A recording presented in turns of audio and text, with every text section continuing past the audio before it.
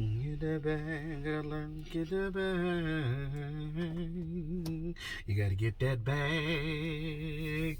How y'all doing? It's your boy E2 Blue coming back at you again on this, what is it today? Thursday? God damn, I can't even keep track of the days of the week in COVID. But anyway, yeah, it's Thursday. It's a rainy Thursday here in the DMV, and we got breaking news. Dallas Cowboys did make another move. They signed a defensive lineman. Well, I guess for us he'll be a defensive tackle. Former Texans defensive lineman Carlos Watkins.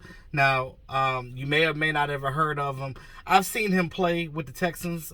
He's, I guess you could say, a solid defensive tackle. Now, good thing about him, he's versatile, right? He played both 3-4 and 4-3 defenses. So in a 3-4, which is what, your boy Mike Nolan wants to run.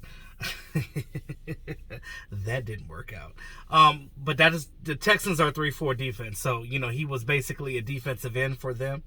For the Cowboys, running a 4-3, he's a 3-tech defensive tackle. So he will be joining the Dallas Cowboys in the defensive tackle rotation with Neville Gallimore, Tristan Hill, and Antoine Woods. So he will be in the defensive rotation with these guys, and he will be out there with them doing the damn thing. Like I said, it's a rotational, it's a depth pick. We know that the Cowboys don't do real big in free agency. They wait till second, third wave, and they get guys to fill out their depth, which is basically the safe route is what they're trying to do. So Carlos Watkins, so he's a former, like I said, he's a former Houston Texan. Last season, he had 11 starts, 27 tackles, and 2 sacks, which is, if you're in a rotational role and you only play part-time, that's, it's decent. It's not great, but it's decent. He's a former fourth round pick out of Clemson. He's been with the Texans his whole career, so that's a good thing. He's been with one team. So now he joins the Dallas Cowboys. So his stats since entering the league, pretty much since 2017 when he was drafted, he has 69 total tackles and 4 sacks with the Houston Texans. And, of course, 2 of those came last season.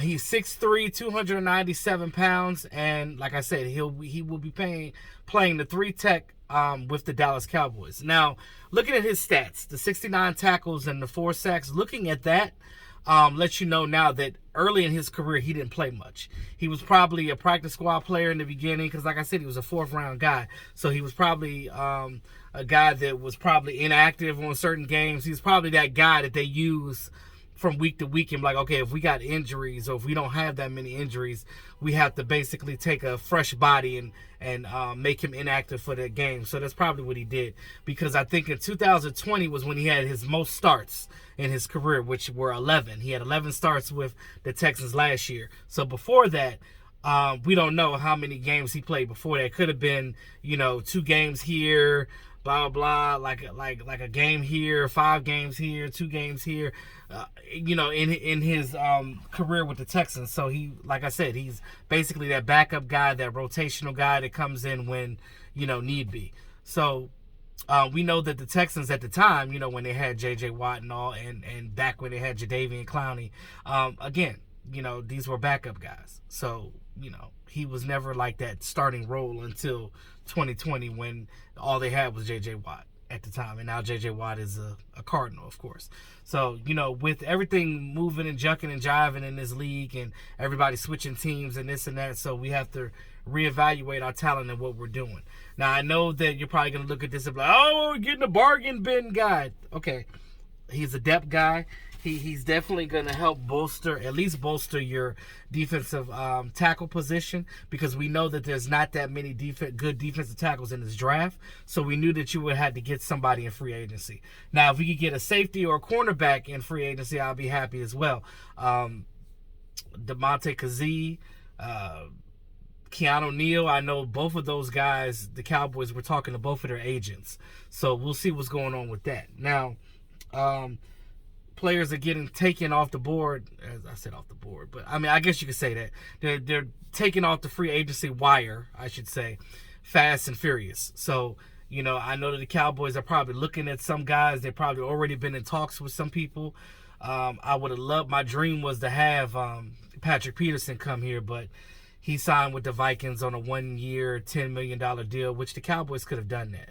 But, you know, you probably wouldn't have been able to sign other people. I know what they're doing right now. They're trying to take that 10, 15 million that they have and spread it out throughout the free agents that they are trying to get their hands on right now. So I guess Cowboys have a plan. They pretty much do every year, but again, it's the same story every year. We have to make sure that we bolster this defense and do something with this defense. And I think that Stephen Jones and them, they're looking at this situation like, okay, well, we have a better defensive coordinator. We can make things happen. Getting these guys back to the 4-3, which is what they're better at, is going to help them tremendously. So I guess they're looking like, okay, well, let's get a couple of pieces here and there and see if we can make some stuff happen. So that's all I got. So Cowboys signed defensive lineman, former Texan Carlos Watkins. Let me know what you guys think about it. I already know what some of y'all gonna say. So in the meantime, between time, it's your boy E2 Blue, always keeping it real. Talk to y'all soon.